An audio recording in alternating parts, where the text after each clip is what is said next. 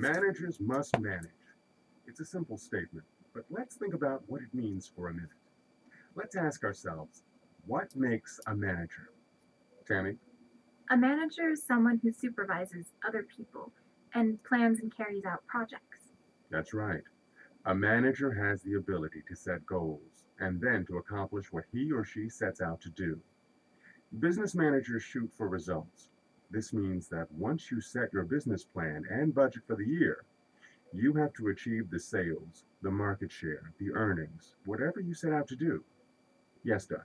But even the best managers can't achieve every goal. A lot can go wrong that's beyond your control.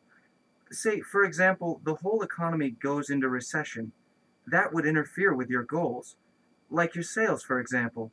Sometimes things go wrong no matter what you do. You could say that about life in general. We're always being hit with things that are beyond our control. But good managers have to adjust to changing circumstances. They have to. But let me tell a story. I tell all my students. It's about two promising young people of equal intelligence and ability. Both are college students, and both want to go on to a top graduate school of business. The first student, May, hands in all of her assignments and does exactly what's expected of her. She receives good grades, mostly A's with a few B's, during her first couple of years in college. But then one year she gets the flu before final exams, and she performs poorly on her exams. As a result, her grade point average slips to just above a C. May tells herself that it wasn't her fault. It was because she wasn't able to study when she was sick, and she vows to do better next year. But something always happens to wreck May's plans. Next year, she misunderstands a question on the final and gets a C. May graduates with a B- average. The second student, Kay, also wants to go to a top school, so she sets out to get an A average. She studies 4 hours every night. Her diligence and hard work pay off, and she gets all A's her first 3 years. Then, in her senior year, she runs into trouble with one of her courses, advanced accounting. She works hard, but the material is difficult, and she has a hard time solving some of the problems. At midterm, she's struggling for a B. She works harder, does some outside reading.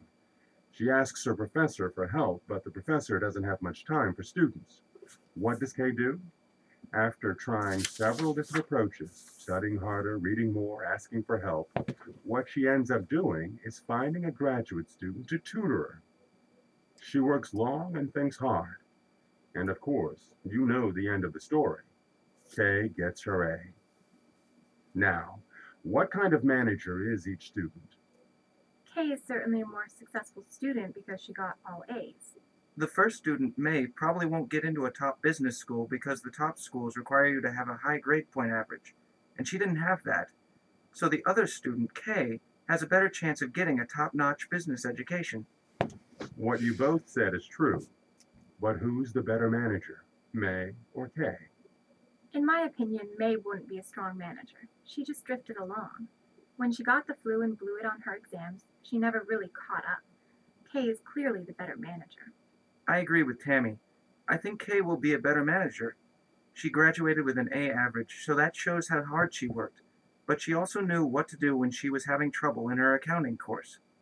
Kay was a manager before she even reached business school.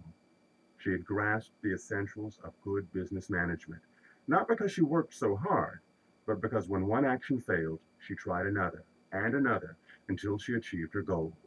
That is what managers do.